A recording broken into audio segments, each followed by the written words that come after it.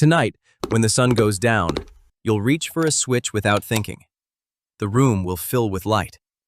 But that small gesture would have been unimaginable to almost every human who ever lived. For more than 300,000 years, when the sun dropped below the horizon, the world simply ended. You couldn't see the ground beneath your feet. You couldn't see the person beside you. You couldn't see your own hand inches from your face. Every single one of your ancestors spent roughly half their existence inside that darkness. No candles for most of it. No lamps. Just stars, the moon, and whatever flames they could coax out of dry wood. So what were they doing for all those hours? The answer rewrites what we think we know about sleep, conversation, and the human mind itself. Start with fire, because without fire, none of this story exists. The earliest convincing evidence of humans deliberately controlling fire comes from Wonderwerk Cave in South Africa, roughly 1 million years ago. But fire didn't just warm bodies. Fire reorganized the entire shape of human existence. Think about what night meant before fire. Our ancestors were primates, and primates without fire follow the same script as every other animal on the savanna. You find a tree, you find a ledge, you stop moving. Because moving in the dark turned you into food. Human eyes are catastrophically bad at night vision compared to the things that hunted us. Leopards saw us perfectly. Hyenas saw us perfectly.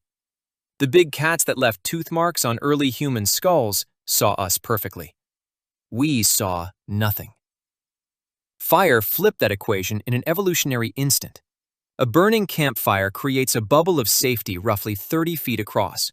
Inside that bubble, predators won't approach. Outside it, you die.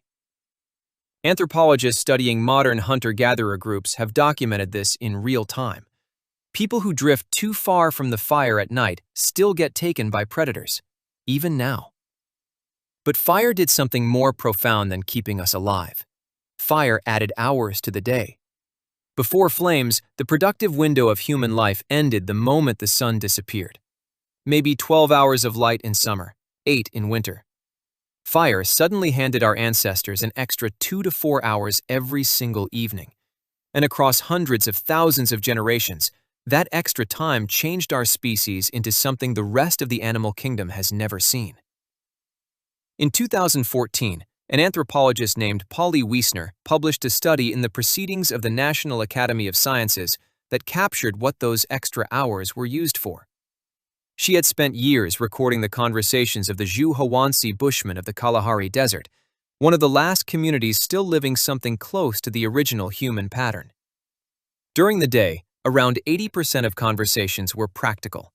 Where are the animals? Which plants are ready? Logistics, politics, the boring, necessary business of staying alive. But at night, around the fire, something completely different happened.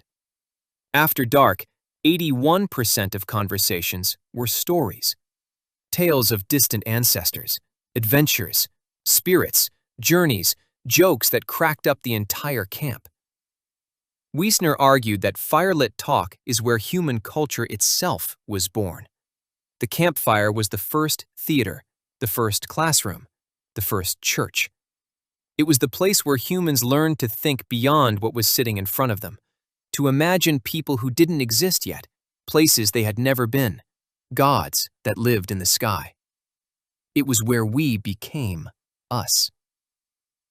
But the night had another secret, one science only stumbled back onto in the last few decades. You were not built to sleep the way you currently sleep.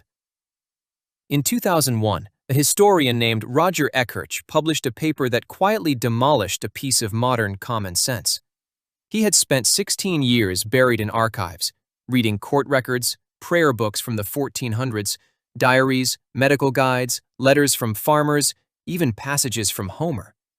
He found more than 500 references spread across centuries, all describing the same thing: first sleep and second sleep.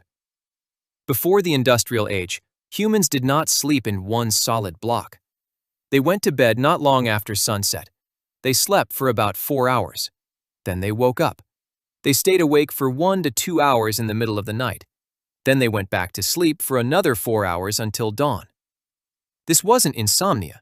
This was the default state of human sleep for thousands of years. And what did people do during that wakeful gap? Almost anything you can imagine. A 16th century French physician actually recommended that couples conceive children during this window, claiming the results were stronger. People visited neighbors, they prayed, they worked on small tasks by candlelight. They told their partners about the dreams still fresh in their heads. A medical manual from the 1500s recommended the watch, as it was called, as the ideal time to study and reflect, because the mind was calm and the world was finally still. Historians had been reading these references for centuries without seeing them, because they couldn't imagine humans sleeping any other way than we do now. The assumption was so deep that translators literally rewrote ancient Greek and medieval Latin to scrub away the strangeness. Then science caught up. In 1992, a psychiatrist named Thomas Ware at the National Institute of Mental Health ran an experiment that nobody quite knew what to do with. He took a group of volunteers and removed every source of artificial light from their evenings. For 1 month, they lived inside 14 hours of darkness every night. Just like our ancestors had before fire stretched the evening open, within a few weeks, every single participant had drifted into the same rhythm. 4 hours of sleep, 1 to 3 hours of quiet wakefulness, 4 more hours of sleep. Nobody instructed them. Their bodies just remembered. And then, Ware measured their hormones during that middle window. Their brains were producing elevated levels of prolactin, the same hormone associated with deep meditation. They described the experience as peaceful, almost spiritual. It wasn't a gap in sleep.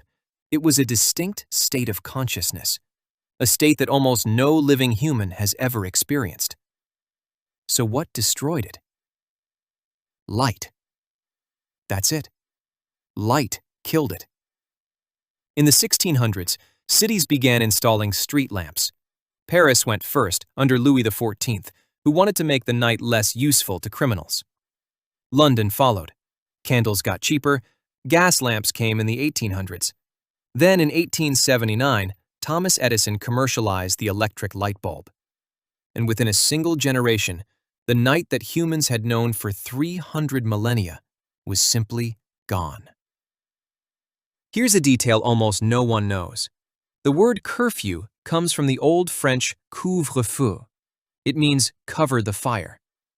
In medieval towns, a bell would ring at a certain hour, and every household was expected to bank or extinguish their fires. Night was supposed to be dark. Night was when you slept. Night was when you were vulnerable. For most of human history, walking outside after sundown without a lantern was suspicious enough to get you arrested. The dark belonged to criminals and to the supernatural. And then we beat it. We flooded it with light.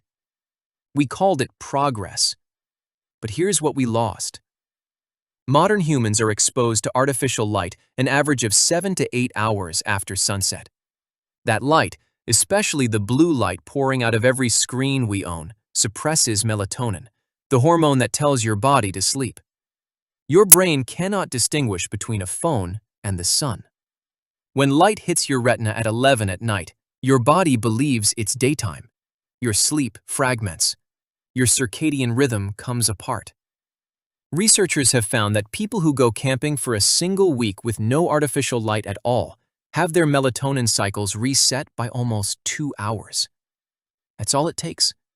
7 days. 300,000 years of programming still sitting there inside you, waiting to be remembered. We didn't just shift when we sleep. We deleted an entire phase of human consciousness. That quiet, reflective state between first and second sleep no longer exists for almost anyone. Instead, we have insomnia, and we treat it like a malfunction.